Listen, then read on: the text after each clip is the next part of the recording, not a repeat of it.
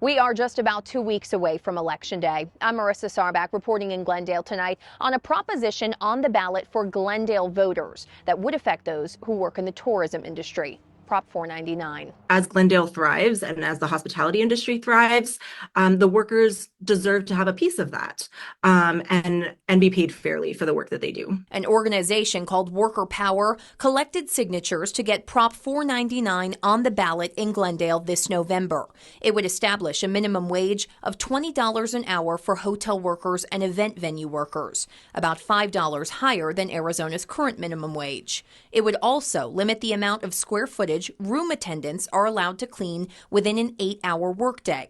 If the limit is exceeded, employers would be required to pay double pay for each hour that day. The hospitality workers who are actually making that possible are not able to keep up with even having a place to live. Rachel Smith with Worker Power says the goal is to keep up with the cost of living for employees. But Garrick Taylor with the group Save Glendale Jobs is against the proposition. When mandated wages go up, hoteliers and event center operators don't have a lot of good choices. So they can raise the rates on their rooms, or they can start to cut staff hours and jobs. The opposition to Prop 499 is organized by the Arizona Lodging and Tourism Association. The group says it would impact the public sector, requiring the city of Glendale to set up its own Department of Labor, and the private sector, discouraging new projects that the city of Glendale has become known for. Before you put a shovel in the ground, you've got to think about how economically competitive your business is going to be.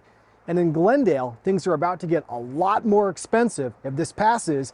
And developers, including developers of hotels, are going to give a second thought to doing business in that city. Taylor says there is a concern if approved in Glendale, it could make its way throughout other cities in the valley or across the state. But Smith argues that would be a good thing, boosting local economies. People who can afford to spend a little extra, like go out at the end of the month instead of just worrying about how to pay their rent, will spend back into the community. For residents in the city of Glendale, it's on the ballot November 5th. Marissa Sarback for Arizona Tonight.